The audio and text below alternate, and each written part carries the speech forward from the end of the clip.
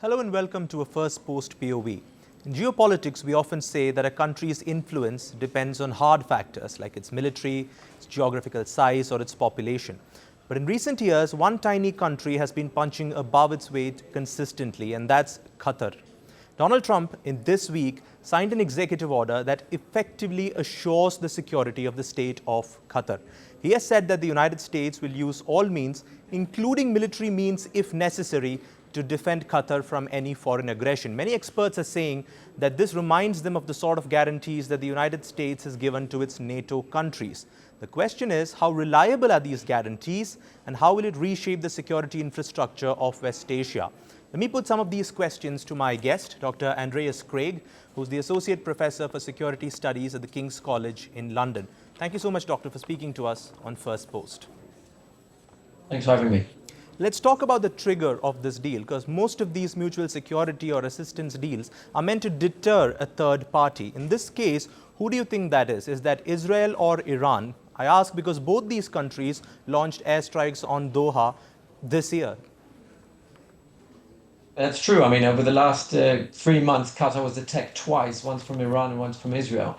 I think the effect that this deal is really a symptom of the last attack in September, not even a month ago, when Israel struck Qatar. I mean, Israel is a US ally and Qatar is a US ally as well. So there were two US allies attacking each other, or Israel attacking another US ally. So that, I think, was really the catalyst to bring this about. But obviously this conversation has been had for a long time. And Qatar sees itself in many ways as a force multiplier of US power in the global south, but mostly in the Middle East. You know, in terms of mediation, in the diplomatic realm, the United States would not have been able to act as agile as they have over the last couple of years without Qatari support. So the Qataris are saying, we're ready to help you. We're ready to be your force multiplier. We are a net contributor to US power, but in return, what we require is your protection. And that's basically what the Trump administration has been able to provide at relatively short notice. Obviously, this is not a treaty, but it's an executive order. But considering that this came about in just 3 weeks, it's quite significant.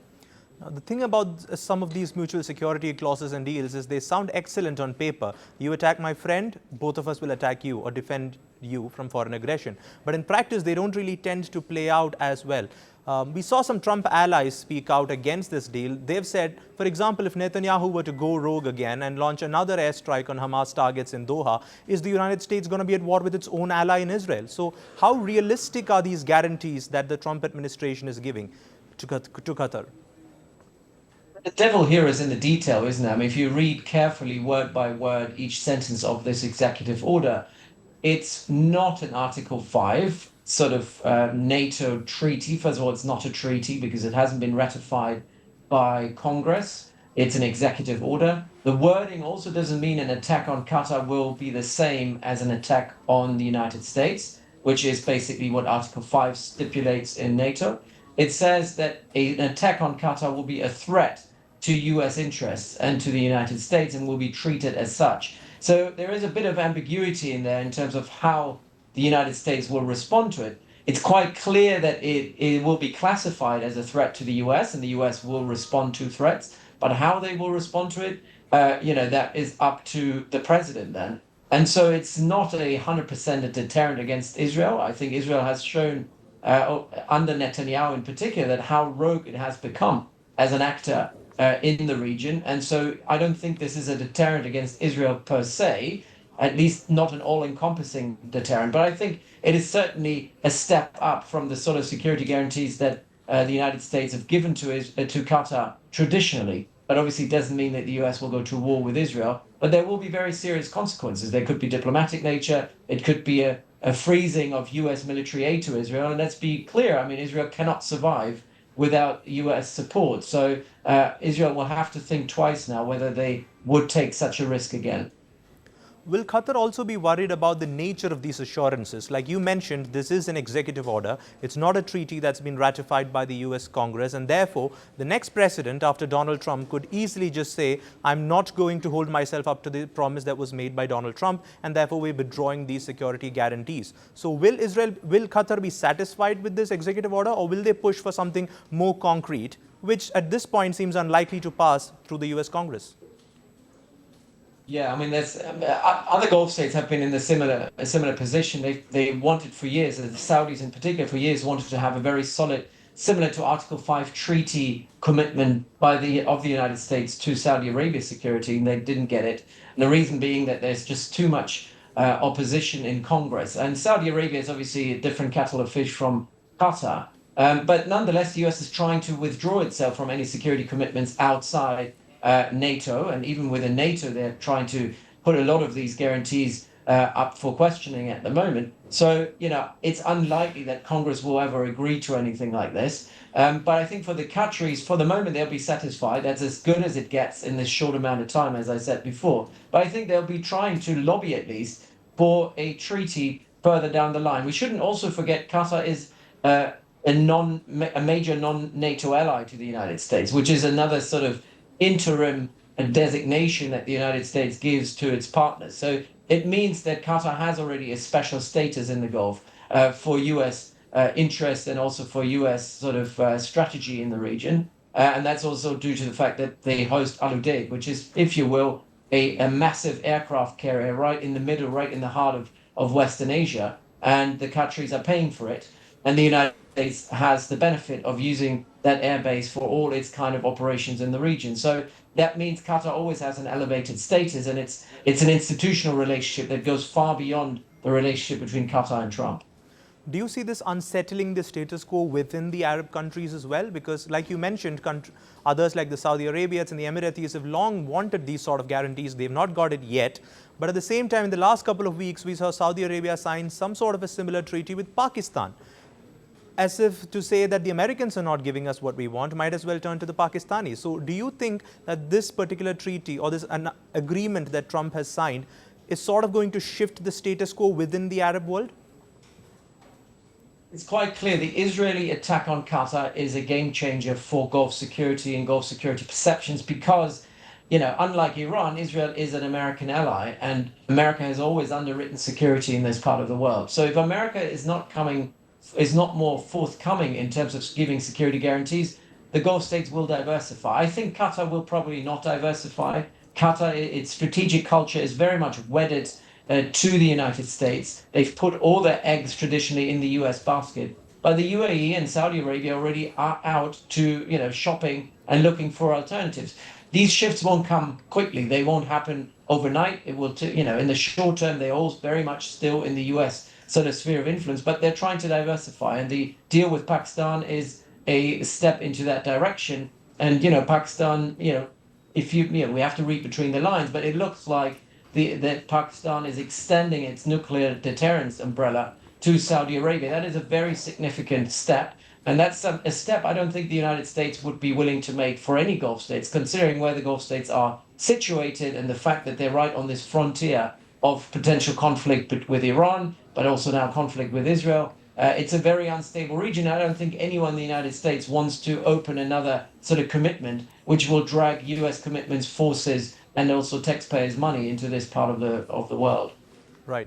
Now, if you ask a lot of Trump's critics, they will say that this is not just about strategy. There's a personal interest here because the Trump family has business interests in Qatar. They've gifted him a plane. So that's why he's giving all this quid pro quo to Qatar. But you study the strategic relations between the United States and Qatar. Do you think the rapid pace at which Trump has given this guarantee to the Emirate suggests that there is a security and strategic reason for this move?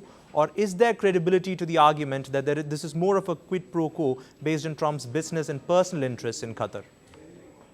Well, as I said, there is a very deep-seated strategic and institutional relationship between the United States and Qatar that precedes the Trump administration and even Trump administration 1. I mean, that goes back really to the 1990s and early 2000s. When Al Udeid was developed into what it is today, which is the most important base, US base in the region. So that is irregardless of a political relationship with Trump. I also would say that any other president who would be in the position now, having seen Qatar being attacked by Israel, would have taken a very firm move. What we have to say, though, is that all the Gulf states have developed a very deep, intimate relationship with the Trump administration. Trump as a person, as well as with individuals within the Trump administration. And that intimate relationship is kind of now a lever that they can use to get their way. It's part of a new sort of network-centric statecraft. I mean, you mentioned when you started the conversation, you were saying that there are new means and ways now to influence. And I think it's no longer about the military that you have. It's no longer about the boots on the ground that you have, but it's about influence. It's networks that you can build with influential companies or influential individuals. And I think the Gulf states have a long-lasting sort of history of engaging individuals on a personal level, leaders on a personal level.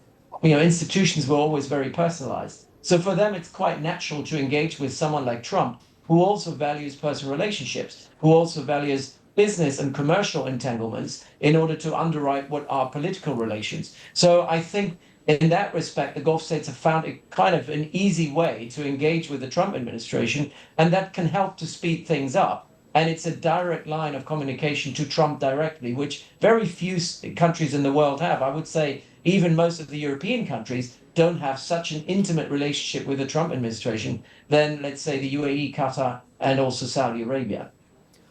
So do you see those countries, the UAE, Saudi Arabia, also push for these executive orders and say, okay, you can't give us a treaty, at least give us what you gave Qatar? And if so, do you see the Trump administration agreeing to those and a host of these executive orders coming out in the weeks to come? Now, for the Saudis and the Emiratis, unlike the Qataris, they've traditionally over the last 10 years sought more strategic autonomy. And I think they will continue on that path of strategic autonomy. That means the US can contribute to strategic autonomy. So rather than having an executive piece of paper that you can rely on, they want to have solid, robust defense defense mechanisms, arms deals, and so on, that actually provide them with a lever to deter and attack and defend themselves as well. And so I think the UAE and also Saudi Arabia will put pressure on the Trump administration to get more deals, more defense deals, more influx of defense equipment from the United States. And if the US is not delivering, they're quite ready to go elsewhere, whether it's Russia or China, or potentially even India or Pakistan, who also have a very intimate relationship, defense relationship with this part of the world. So I think they are out to diversify. But unlike Qatar, I think they will not just bet on the US. They will also try to find other ways to actually make it meaningful and make it count and give them hard capability rather than relying on sort of diplomatic assurances. Finally, let's just take a step back from Qatar and look at the region as a whole. In the last decade, the whole gist of the US policy in West Asia was the pivot, that we're no longer going to be entangled in these forever wars in West Asia, that our new focus is basically in Asia and in the Indo-Pacific. But with all that's happened in the last 2 years and these new security guarantees that Trump is giving to Qatar, should we read this as a US repivot back to West Asia, or is that too much to say at this point? Well, no, that's definitely too much. That pivot to Asia was a grand strategic move that the United States have made. Grand strategic in a way that it basically endures even when and as presidents and White Houses are changing. I think that's an institutional pivot and an institutional shift. And obviously America First, which is the banner under which Trump is running, and also potentially any successor of Trump will run. America First means the US is not getting re-entangled in this part of the world. And I think the difference here is, unlike Israel, and I think that's the kind of the elephant in the room, Israel still is a net consumer of US power rather than a contributor. It gets tens of billions of dollars of military aid and support. It costs taxpayers money. It drags the United States back into conflict. I think the Gulf states have found a different way of doing it. They're saying we're willing to pay for it. It doesn't cost US taxpayers money. We actually contribute to the US economy. We are paying for everything. We're willing to lend you our jurisdictions for military operations. We're able to, like the Qataris, provide you with mediation and diplomatic support. And so in many ways, the Gulf countries as a whole are net contributors to US power. And so I think it's a kind of a transactional approach where the US is giving guarantees for security, but in return, the Gulf states have to do their part of the deal, which is allowing the United States to use them as force multipliers to engage Iran, to engage non-state actors like Hamas, to engage, like the Omanis are doing, the Houthis in Yemen, and also build relationships into Africa and other parts of the world where the US is no longer as represented. So it's very much a tit-for-tat sort of deal. which is very different from the deal that Israel has developed. And I think here we see in the next coming years a major shift where I think the US will disengage from Israel gradually. Right. I think like with any security guarantee, the real test is when it's put to the impact on the battleground and when there is actually an attack on Qatar, and then the question arises whether Trump will live up to the promise that he made. Let's hope things don't escalate to that level, but if it does, it's going to change the security infrastructure of West Asia. Thank you so much, Dr. Andreas Krieg, for speaking to us on Firstpost. Appreciate it. Thank you. Firstpost now available in 9 languages on YouTube. English, Stands at $36 trillion. French, Le FMI, comme German, Geschäftsführenden Direktor, Hindi, $30 trillion ka karj mo. Indonesian, Pemerintah tanpa pemeriksaan. Italian, Kali radikali.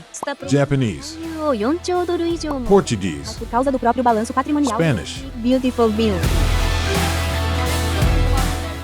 Go to Settings, click on Audio Track and select a language of your choice. Be the first to know what's happening around you in your first language. Firstpost.